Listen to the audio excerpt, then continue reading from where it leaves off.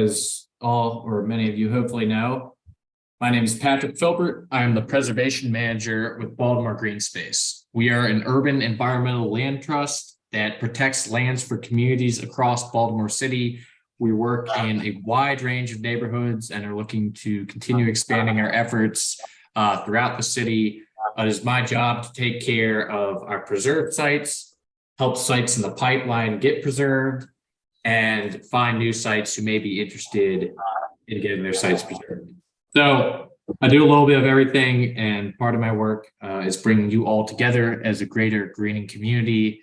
And it's my honor and joy to bring such events like this to you. And today we have a very, very special guest, our friend and partner, Arica Gonzalez with the Urban Oasis. Arica. Yes, hi everyone. Thank you so much, Patrick. I am very honored to be here. So I have a presentation prepared, but we're going to keep this very relaxed. And at the end, hopefully we can have a dialogue and just talk about some things that you heard, some things that you've learned, and we sort of glean from each other after this whole process. Right? So let me share my screen with you real quick and we'll get started.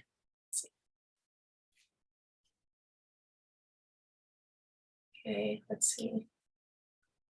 Are you all able to see my presentation up on your screens? Give me a thumbs up or, okay, yeah. Yes. Great, welcome to the Urban Oasis. So as Patrick said, my name is Arica Gonzalez. I'm the Executive Director of the Urban Oasis. So we're gonna start this presentation with the what, right? So the what. We are a 501c3 nonprofit organization based in West Baltimore in the Panway community. Our mission is to aid in the cultural, economic, and technological revitalization of the Panway community through community involvement in arts, education, health, and technology, specifically catered toward minority communities. And our vision is a self-sustained, wealth-generating model community that encourages and fosters entrepreneurship, creativity, and social responsibility. I know that was a mouthful, but this is the what, right? And so basically the Urban Oasis is a 1-block area of space here in West Baltimore that we've divided into 5 different segments. And we are residents here trying to figure out how we can use the space that we call home to match the mission and vision that I had presented to you earlier. So the Urban Oasis is broken down into 5 different sectors. We have the Oasis, the lot, the cafe, the stay at the Oasis, and the headquarters. And we'll get into each of these later. That's the what, and I know that was the real boring part of it, but here is the fun part, the why. Right. And this is where I hope each of us can really start to think concerning your own communities and your own visions for your space. The why of what we do, what pushes us, what drives us as people, what drives us as communities, right? Why are we doing what we do? So let me talk about the why of the Urban Oasis. So our organization actually began in 2015 when the residents of our community, as residents, we decided, we were tired of living in this space where there was drug dealing, stolen cars, abandoned homes, dilapidated buildings, illegal dumping, rat infestation, you name it, it was happening right here in that 1-block area that I had shown you in this place that we called home. This is actually the lot beforehand at the Urban Oasis, and the weeds were up to our waist. You literally would have to walk out into the street to get around this corner, and it was just an illegal dump site. And we were living in this space, and this was a space that we felt was created for us. It was a world that was created for us and not necessarily created by us, right? Mm-hmm. It didn't match the dignity of the people who resided here. It didn't match the hopes of the people who resided here. And we really began to feel it during the pandemic. When the pandemic hit and you're like, okay, we can safely be outdoors, let's stay socially distanced, but let's try to get out. And this was our outdoor space. A space that was green in a sense that was not made for people, right? And so we needed to address this, and we felt that this was the time for us to reimagine this place we call home and reimagine a world that we could live in. So how do we do that? How do we create a world? So I'm going to take you through what many cultures do and share a story with you and share a creation story with you. And so this is There's a book by C.S. Lewis called The Magician's Nephew. You can see it here on the screen. It's the first book in a series titled The Chronicles of Narnia. Many of you might be familiar with the very popular story turned movie, The Lion, Witch, and the Wardrobe. The Lion, the Witch, and the Wardrobe. Well, this book is my personal favorite in the series. In it, we see the creation of this magical world called Narnia. At a point in the story, our main characters find themselves at a place that reads, "In the darkness, something was happening at last. A voice had begun to sing." And it goes on to tell a tale of a lion named Aslan, whose song and melody created stars and sky, hills and rivers, trees and colors and life. With every song he sang, and with each unique melody, a different creation would form. The story tells of those who watched and were intrigued, those who were fearful and opposed, those who were intimidated, those who sought to kill and destroy, and those who felt drawn to the call of the song. Within his creation, Aslan would approach certain animals, touch them, and breathe over them, and breathe a breath over them that would transform them into the magical creatures that would rule and inhabit this young new world. He spoke like this to them: "Narnia, Narnia, Narnia, awake, love, think, speak, be walking trees, be talking beasts, be divine waters." It's in the same spirit that we set out to create our world. How do we create a world? And this is what I want to try to explain to you guys today in our sense, the how, right? So we explained the why and what we were dealing with. Here's the how. We wanted to create a world that had meaningful change. And there's this amazing formula that somebody had shared with me. It says meaningful change equals dissatisfaction times a vision times a plan, right? So meaningful change equals dissatisfaction times a vision times a plan. If any of these equates to zero, there will be no meaningful change. So let me talk that over with you really quick. So as you could see from the pictures, collectively as a community, we were dissatisfied with the state of our outdoor space, right? So we had this collective dissatisfaction. But let's say we were dissatisfied, like many communities are, with what's happening in their community, but they have zero vision of what the space could become, right? But they do have a plan of different things that, you know, have been done in other places, but they don't really necessarily know what's going to happen in their space. Then it really doesn't ultimately lead to meaningful change, because there's nothing to propel the need to move forward, right? Or let's say you're not dissatisfied with anything, but you have a vision, you have a plan of things that could be, but nobody's dissatisfied enough to actually begin this process, right? Or to make a change because you're sort of content with where you are.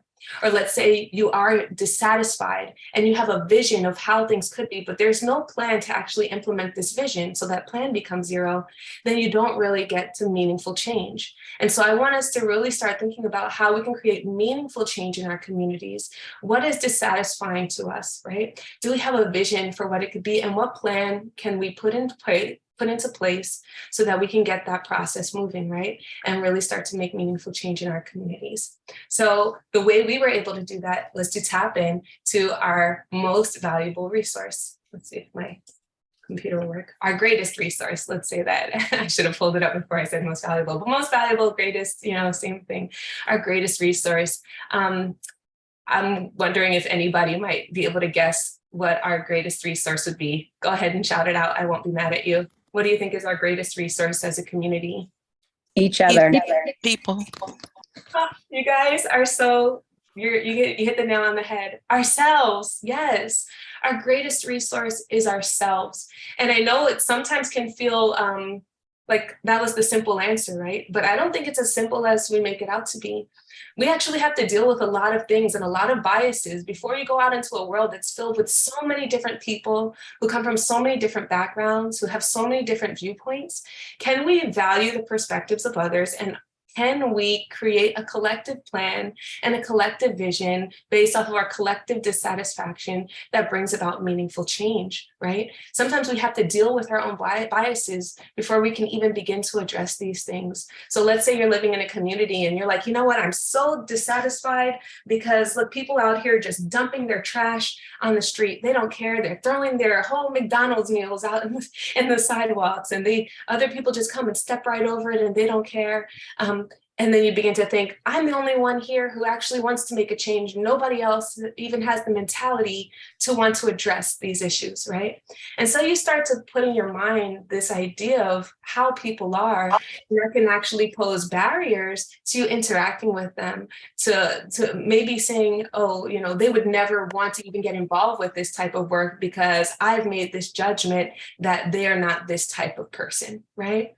And so how can we actually begin to think of our neighbors as deserving and desiring the quality of life that we also deserve and desire, right? And so we had to address these things. Well, here's how the Urban Oasis started it. Our very first program was something called Sunday Dinner, and it started at the heart of the pandemic. And we went door to door. We created a flyer and knocked on every door of our neighbor and asked them to join us for Sunday dinner on the first Sunday of the summer months, where everyone had to bring out their dinner table, put it on their own walkway, and we get to eat a socially distanced meal together as a community, as a block, right?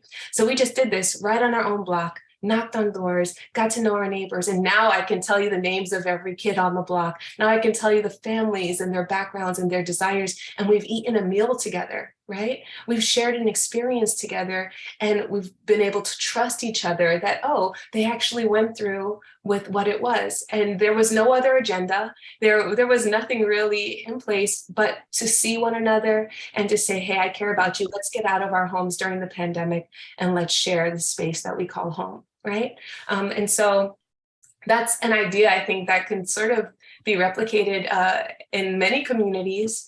If you want to just create a flyer, it says, hey, everybody, on this day of the week, if you like, come and join your neighbors, let's eat together, or let's watch a movie together, or whatever it might be. I encourage you guys to do that. Get to know the greatest resource of your community, right? Let's see.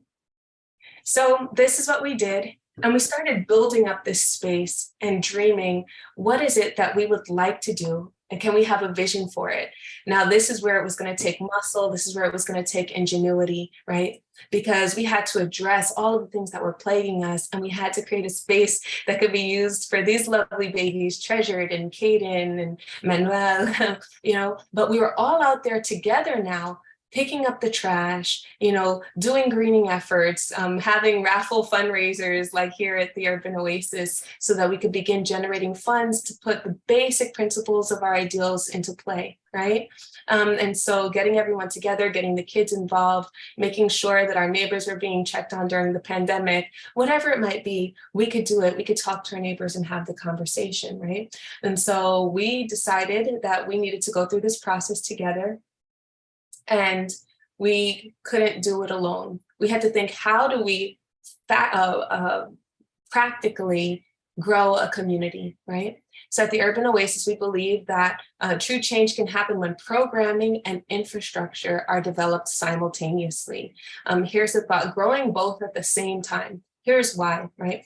If you develop infrastructure, let's say we just addressed all of these overgrown weeds and these dilapidated buildings. If we develop the infrastructure, but don't implement programming to say, hey, this is what the space can be used for and used for regularly, then the space will be used for those purposes that we deemed unfit to begin with, right? So we're like, okay, we could beautify this space, but we saw that there was like a drug addiction problem here in this space. Are we just making a prettier space for drug addicts to come? You know, are we setting a standard, right, for what a space could now be used for, right? Or let's say we just want to develop our programming, and you're like, you know, it would be a good program if we did this, that, and the other, but the infrastructure doesn't accommodate the program. You've limited yourselves, right? So I wish I could have this program, but the infrastructure around me is really making it limited because we can't safely gather here, or, you know, we can't really host this because the ground isn't suitable, or it's too dark, or it's too dangerous, right?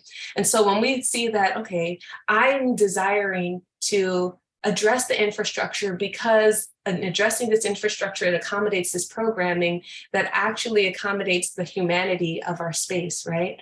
And so now people can actually begin to think along these lines. What would I use a space for, and what do I need it to look like in order to be able to use it in this way, right? And so this is what we are doing at the Urban Oasis. I hope you guys are still with me. I hope I'm not boring you, but here we go. Here's what we did. We started out by finding help from the city, right? So here are some resources, and this is not an exhaustive list, right? These are just some basic bullet points and steps that we went through as an organization to utilize the resources that we had in front of us so that we could begin to grow, right? So the first idea that actually came through the Department of Transportation's Alligating and Greening Office. Many people don't even know that they're there. I don't know how many people are taking advantage of it, but if you're like our block, we have an alley corridor behind our homes. And so the Alligating and Greening Office gave us the opportunity as residents to enter into a lease agreement with the city of Baltimore. I'll be out front in about. Sorry, guys. Mute your real quick. But the Alligating and Greening Office gave us the opportunity to lease our alley corridor from the city and create a community green space there, a greening gathering space, and gate it off so that it would be almost like a private alley space. This was great for us because this was a non-confrontational way for our community to address these issues that had been plaguing us.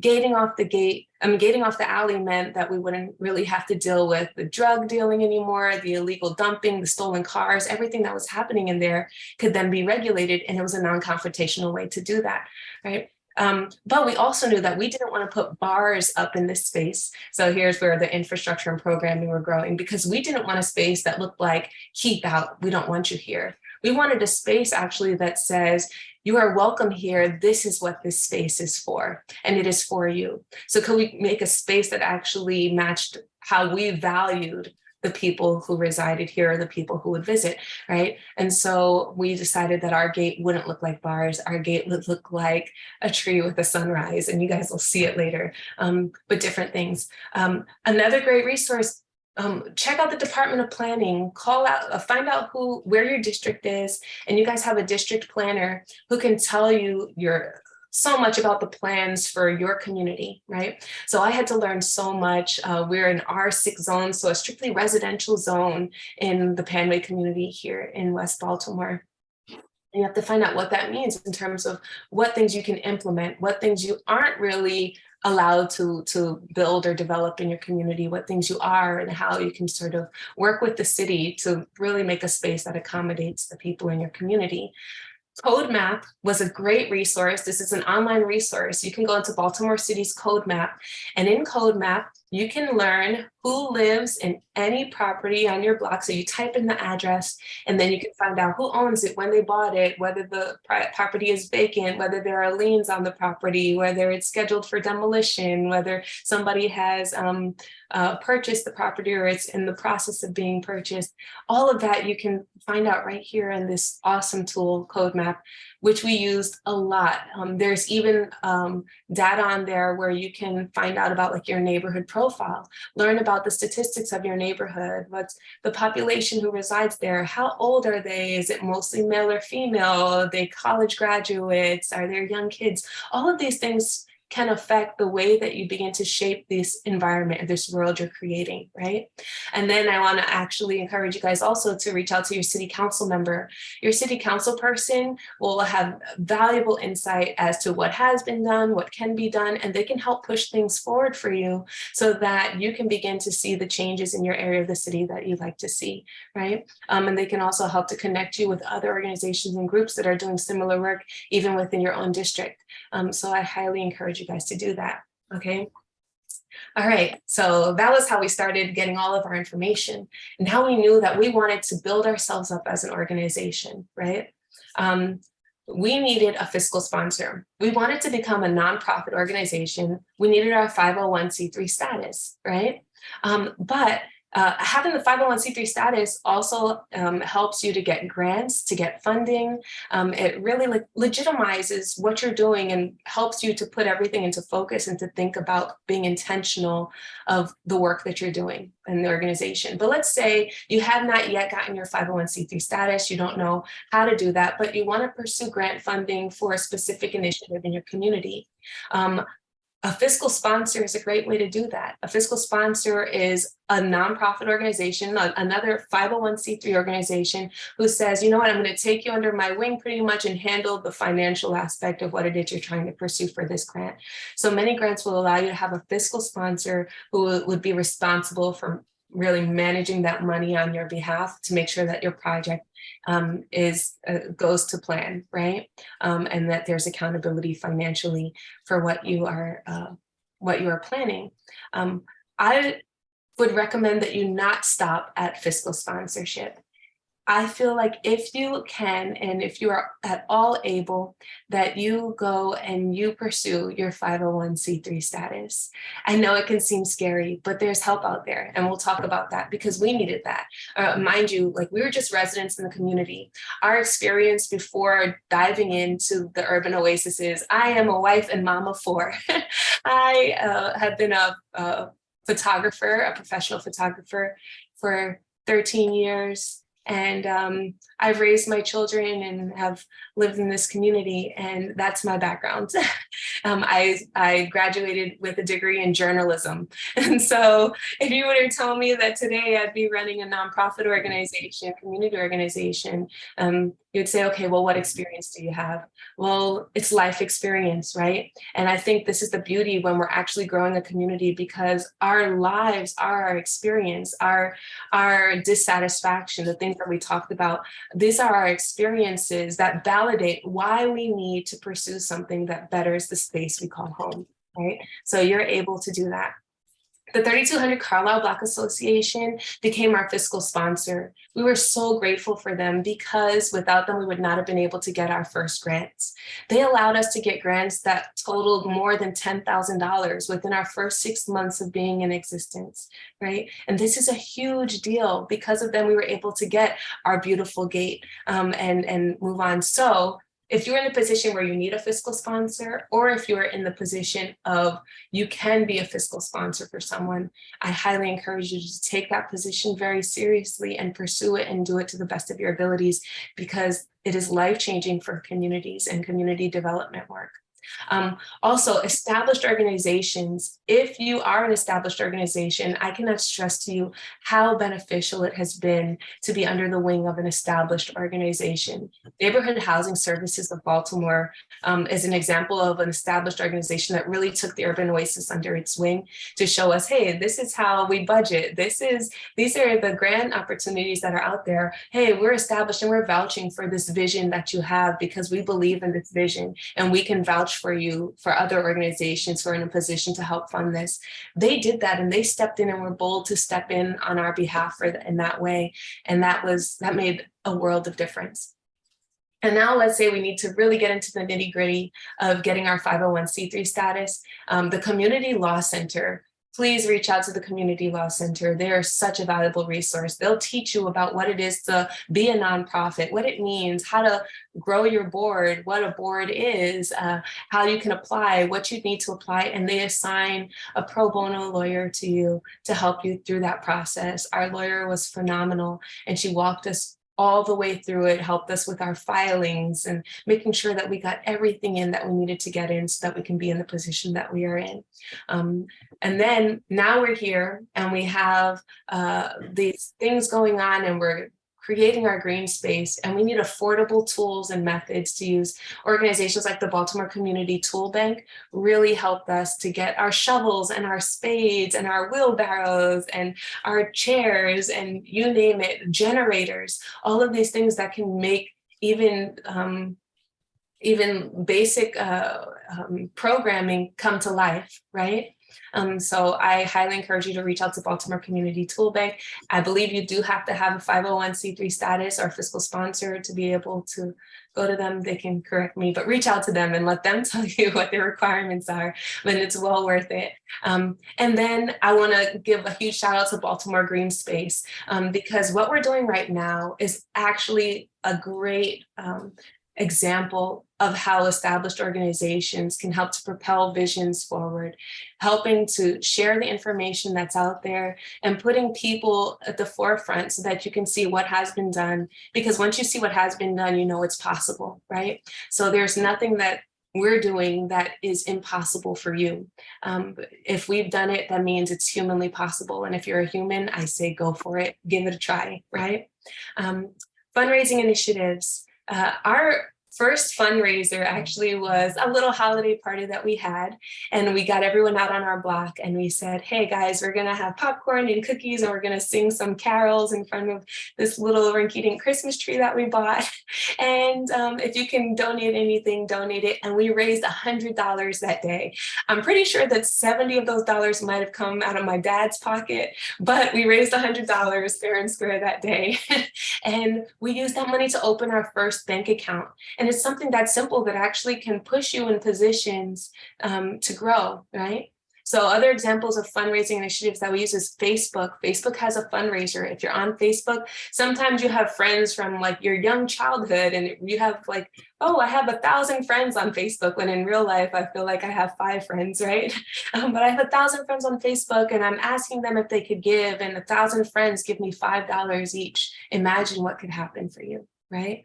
Or you put a GoFundMe page up, or you do what we did and sold dollar raffle tickets. We sold dollar raffle tickets, and we got those tickets because we called the Maryland Zoo, we called different entrepreneurs, and like my photography business. I know I can take pictures for somebody. So we gave raffle tickets out so that people could win tickets to the Maryland Zoo or a free photography session, or we gave tickets to Next Act Cinema, a Black-owned movie theater here in Reisterstown. And so we just called these businesses, asked them if they were willing to give a donation that we could use for our fundraiser, and they did. And from these $1 raffles, we were able to raise over $1,000 in a month. And so these little things go a long way, and it really helped to just get form this type of I guess, camaraderie within the community, because we had to talk, we had to express ourselves, we had to go out and meet people in order to make these things happen, right? Some grants that we use have been from the Baltimore Community Foundation, Neighborhood Spruce Up grants through NHS, United Way of Central Maryland, and Chesapeake Bay Trust have all given us grants that have helped in our greening initiatives. And so I would encourage you guys to pursue these grants as well, and go for it and make your vision plain and write it out so that you can see it and you can articulate it, and then they can begin to sow into the things that you're trying to build in your own communities. And lastly, volunteers. Volunteers help us tremendously. Let's see. Volunteers are the lifeblood of the Urban Oasis, because we're creating a space that invites people to want to live here, right? And I'm not just talking about live like here's a house that you bought. I'm talking about live like the life that you pour into a space when you've planted the tree yourself, and when you've picked up the trash yourself, and when you've encouraged each other and made sure that the kids on the block have proper clothes and food. So this is what we've done. What you're looking at here is our Pride and Joy, the Oasis Teens Environmental Program. And this program actually started because of Be More Beautiful, their Say Yes program. That's a grant that we applied to that would allow us to pay the teens of our community to care for the community. So they started just picking up trash, mowing lawns, planting flowers, and Be More Beautiful, Say Yes helped us to create the framework for this program. We started with 3 teenagers, and then it pushed. We started with 3 teenagers one session, and then the next session we were up to 15 teenagers because it became so popular so quickly. But these teens really pour their heart and soul into making sure that we have a space that we can be proud of. They do all the plantings. They've planted over 30 trees in Hanlon Park, thanks to Mr. Johnny Shaw at the VQA Community Garden. They've done sidewalk paintings and at in Newark and Trolley with Graham over there. They've cleaned up the medians in Gwynns Falls Parkway. And then after each session, we try to take them to a different city so that they can see what other cities have done with their outdoor green spaces, because I expect that these children are going to change the world. And I feel that the best way for them to begin that process of changing the world is for them to see the world. And so this is what we're hoping to do with them. So you can see this picture of them in Washington, D.C. when they visited the Capitol building. So here's what has been accomplished thus far and what we hope to accomplish at the Urban Oasis. Here's our small alley corridor that leads into a big alley space, but this alley corridor is going to be transformed, and there's our gate with our sunrise behind it, right? And so this space becomes then modeled so that we can bring in programming in a safe space. We've got string lights, we have this beautiful gate entrance, we're going to have planter benches and a beautiful, huge outdoor library system, right? So each space or portion of the Urban Oasis accommodates a different art form. So we have authors, new authors can come and they can showcase their books here. We'll do book readings and story time at the Oasis right here in a safe outdoor environment for our kids. Remember this overgrown lot from the beginning? Well, here's what we've done with it. And this is the bare minimum. We've cut the grass. We put in a little walking path so people can have access, and we put up a community stage. These little things. So 3 things we did: cut the grass, add a walking path, put in a presentation stage. Because of this, we've been able to implement programming that has just blown our minds. We've had Juneteenth programs with dancing and African drumming, exercise programs. We've had rock climbing walls in this space. We have bands coming, huge salsa bands. We've had movie nights. The sky's the limit, because now this infrastructure has been designed to accommodate programming, and they've been able to grow simultaneously. Just going back to that point from an earlier slide. And here's the future of the lot space that we hope to develop, right? So this lot space will then turn into a community gathering space where we actually will grow our own produce so that we're not struggling in a food desert, right? So that people can have healthy, affordable food options that would actually be served in our own restaurant. So we will have a farm to table restaurant, everything underground right here in this space, so that the produce we're growing is actually feeding the people right there in the same space in this restaurant. We have a greenhouse, we have an art building that has rotating art exhibits inside of it. I mean, the sky's the limit because the space itself can accommodate it, right? And then we've had these vacant buildings, and we're converting these vacant buildings into a space that can actually help us to generate capital and accommodate programming. So like you see on this corner building, we can prove prior commercial use. And remember what I told you, it's good to connect with the Department of Planning, figure out what your zoning is, because when I say we have to prove prior commercial use, it's because our zone here in Panway is R6, meaning it's strictly residential. But if you can prove that a site had prior commercial use, your city councilman can put it into practice or into a process where we can use it for commercial use again. And so because we can do that for this particular building, there is hope that this can become a cafe space and a short-term property rental space. So let's say you want to come and stay at the Urban Oasis for a weekend with your loved ones because your favorite artist is going to perform at the stage here. Then you can actually stay here, and this top level will be like a little hotel stay for you. And you can enjoy the space here. So what we've really done is created a model for self-sustainability. And I would love for us to think along these lines as well as communities, right?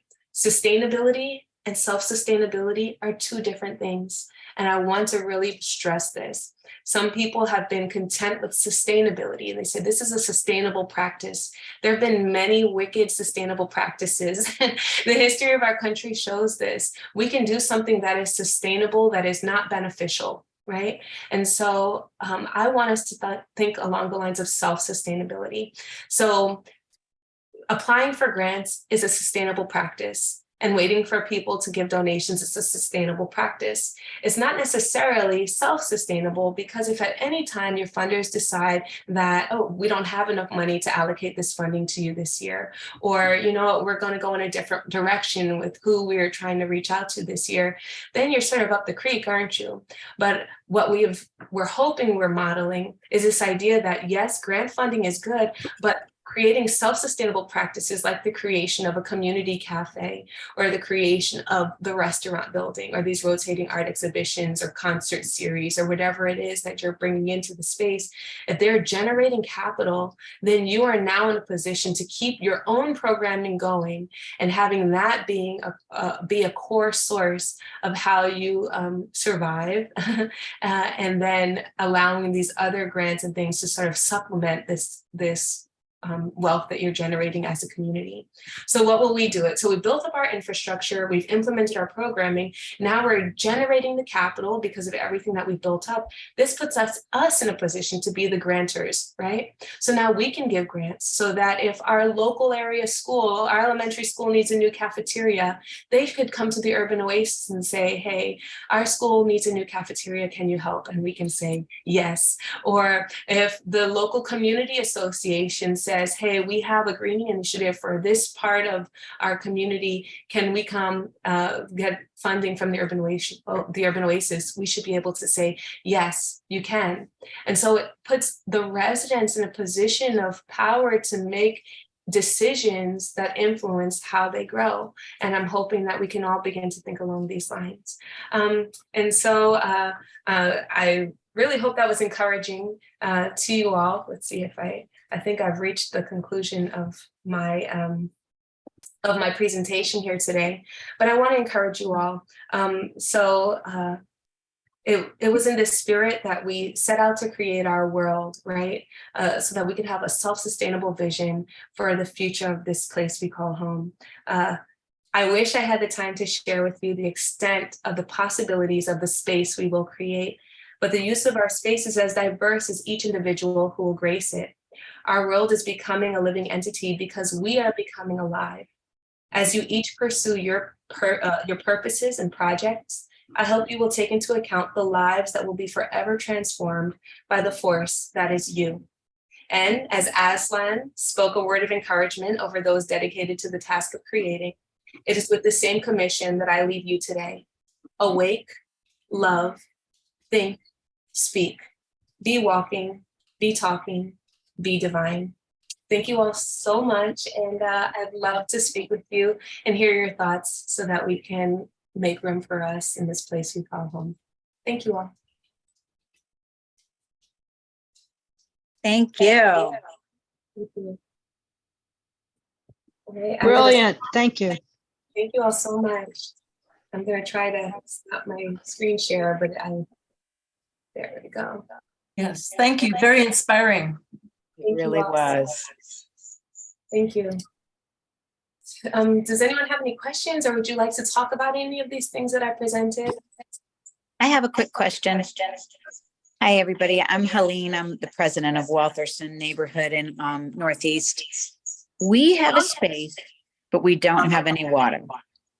And we had talked to a master gardener about coming in, but we don't have access to water. So how do we encourage or work around that, or thoughts or ideas? You know what? This is so funny because we're in a similar position. Oh my goodness. What do we do? All right. So here's the hard way that we went about it. And I'm just going to give you everything that we did because you might have to go through this process for a little bit as well. My home was right there off of that alley corridor. And we're building up this green space behind it and then the lots across the street. We would get a water cooler and a wheelbarrow and bucket after bucket. And we would go to Home Depot and they had these strap-on water tanks. And we would get all of these teens to work their little teen muscles and use that beautiful youth that they have. And we would literally go back and forth and carry water from place to place until each plant was well fed, right? And it is an excruciating task. And I know there are simpler ways, but that was our first remedy for how we could do it. So it really started with the water cooler, filling it up. Half of the water would spill out as we would wrap it to the site. You know, you'd show up and it's like a little splash of water left. But then the city actually has thought about this as well. So if your site has availability for water hookup, they can actually put in like a hose bib for you. So they can help you to water that space. So we put in that application and the city is processing it currently so that hopefully within this next growing season, we will have a water bib installed at our sites so that right there on location, we can have water access. And so I believe there's a fee. I want to say it's like $150. But don't quote me on that. Okay. But there's like a fee, and they turn on the water for you during the growing seasons, and they shut off the water when it's not growing season. So you can use it during those growing seasons, and then that would be it, right? So I would say prepare like your reasoning why you need the water for this location, share it with the city. This is what we're using the space for. Please come out, help us grant water access. And so yeah, that Fantastic. Thank you so much. You've been inspiring. Thank you so much. Thank you. I see some things in the chat, and I'm really bad at checking on this. So if anyone has any questions, feel free to shout them out to me. Oh, yep. Good. Erica, I just kind of wanted to second what everyone's saying in the chat. And like the way that you're guiding people through the process, I think is just so unbelievably helpful. And I just don't think we have access to enough presentations like that. So I guess my kind of question or ask would just be like, if you could continue to share this information through other community groups and associations, because I think there's so many people in the city who want to take on similar struggles, or as you put it, similar places of dissatisfaction, and just don't know where to begin, or feel like not necessarily I feel so empowered now with the information you provided. So like reach out to my neighbors who, you know, I already have a good relationship with, but like we haven't come together like on these issues, I think, you know. Yeah, so all that to say, I just really hope that, you know I can just imagine all the community organizations that would benefit from hearing from your experience. Thank you. Yeah, I would love to keep up this work. You know, I hope it wouldn't just be in like settings like this, but it would be people coming out to the community, seeing with their own eyes, making it clear so that we can all grow together. Because I feel like we all win, right?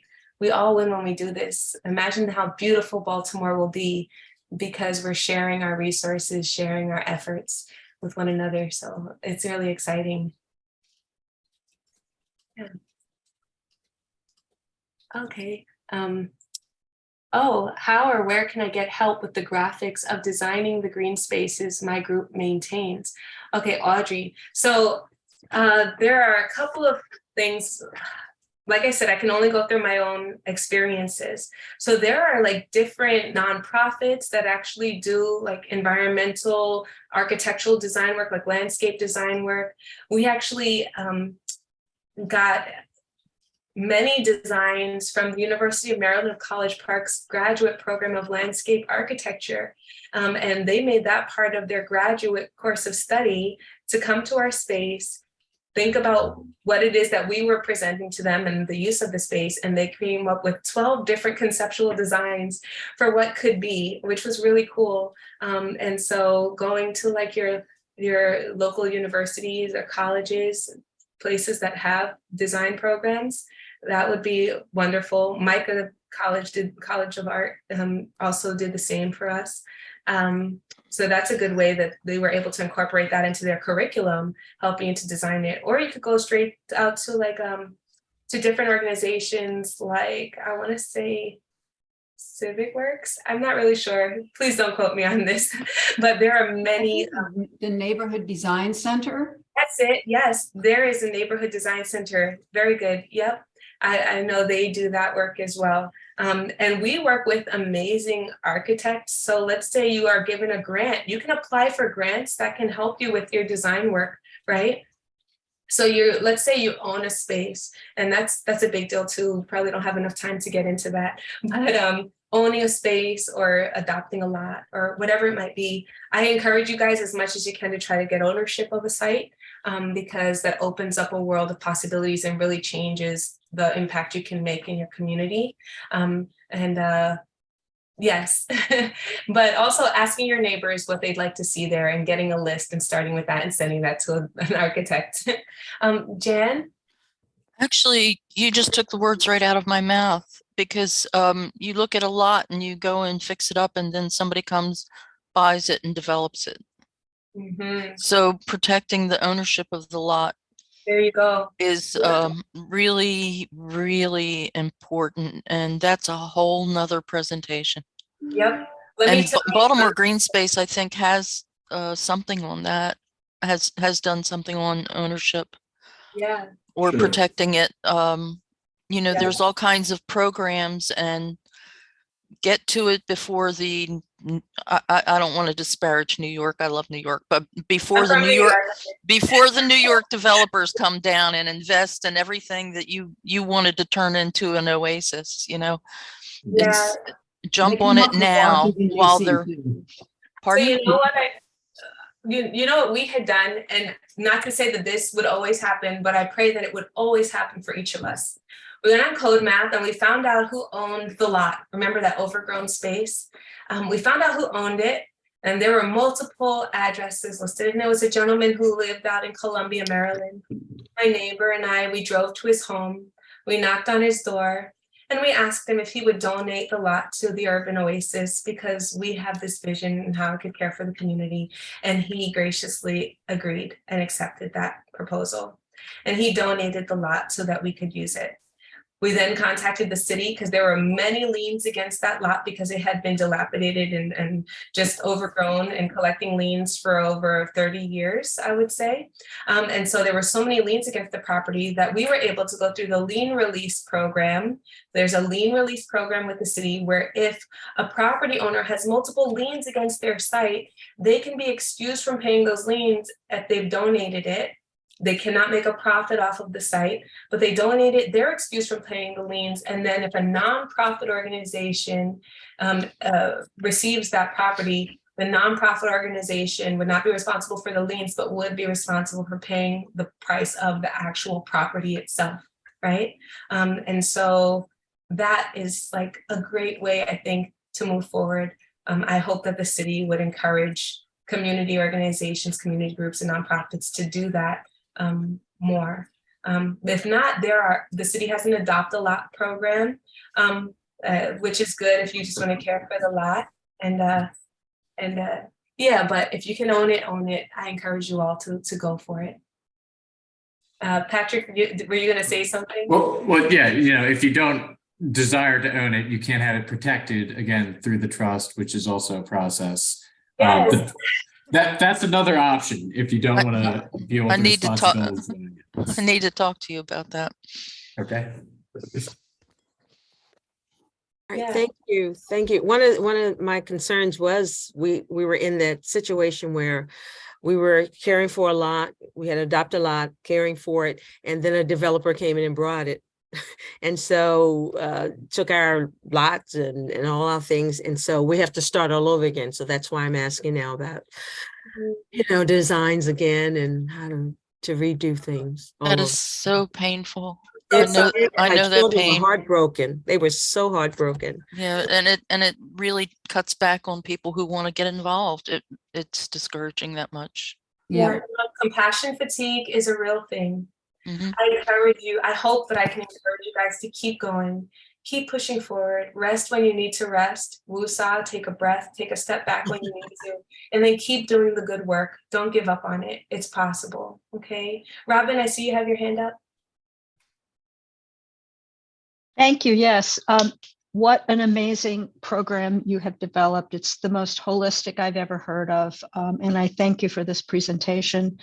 I definitely want to bring this back to the community because some of your ideas about bringing more members of the community, because we have a handful of really true believers in our park, but I want the whole community, which is a very multicultural, multi-race community. I want everyone involved.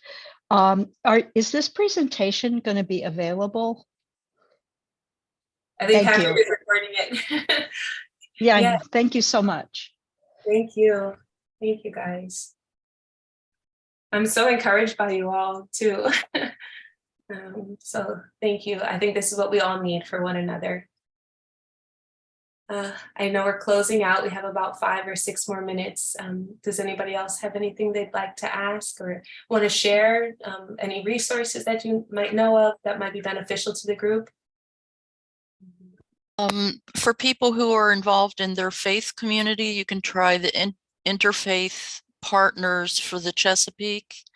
They have a lot of resources. They will come out and they'll do an evaluation of a property. They just did it for the First Unitarian Church. It's really thorough. They know almost every angle on where and how to get grants. They can give you some guidance there too. But Interfaith Partners hooked us up with University of Maryland, and they're very helpful. You can try that. That's it. Yeah. IPC is their acronym, but really easy to find. You'll find them online for all the people who are in their faith communities. Thank you. And Eric, I just want you to know, I was one of the weavers. Oh, nice. Oh, Just snap. to All let right. you know. So the weave, you guys should all just apply to this. We're talking about, so the Aspen Institute has a program called Weavers. I think it's weavers.org that you can go on to. So if you're making an impact in your community, they actually encourage you, and you can get a stipend to continue the work. I think we were able to get up to like $7,000 or to 5 now, but yeah. 5. Yeah. Let me not, like I said, don't quote me. What Arica says. We were the first cohort, that's why. We were the very first cohort. That's right. I know you. And so yes, they encourage you to weave, and this idea of weaving is like creating trust and building. Hey, I see you. Creating trust in your communities, right? And so actions like Sunday dinner, where you're building trust between yourself and your neighbors, having these programs and creating these spaces, that's like a great way for you to get funding to do it, and also be recognized that what you're doing is great work, and to encourage you in those actions. So yeah, weavers.org, I believe. Weave.org? Weave.org. I feel like that's it. The Aspen Institute's Weavers program. And if you know somebody who's doing great work, you can nominate them. It doesn't have to just be for yourself. I think it's really great when you can acknowledge what others are doing in their community as well. Yeah. Yeah. Are there any final questions? I can just say a few words to wrap up. Anybody else for Arica? I think there are several, if anybody's interested in politics and it just, don't groan out loud, just groan out loud. Okay, there are several bills going through the House and the Senate right now, and some of them are very, very important. And it's like, maybe you should look into that, posting things like that so that people can figure out how to get in touch with their elected officials to strengthen the overall Maryland outlook for the environment. Yeah, and my boss, Katie, is working on some bills that will benefit preservation of green space in Baltimore City. So yeah, there's a couple of them in process right now through the House. Yep. So before we move on to, I just want to encourage you guys, we have like 3 minutes, but I would love for you guys to come out and visit us here at the Urban Oasis. We're having an Earth Day event on April 22nd, which is a Saturday. So April 22nd, Earth Day. The address to our lot is 2131 North Dukeland Street. So 2131 North Dukeland, Dukeland, Dukeland Street, Baltimore, Maryland, 21216. So we're in West Baltimore. And so please come out. Spend time with us. If you can't make it to Earth Day, come out to Juneteenth, our Juneteenth festival. It's sure to be a ton of fun. So I look forward to seeing you here at the Oasis. what time is the Earth Day event? We haven't finalized everything, but I want to say 1 to 4.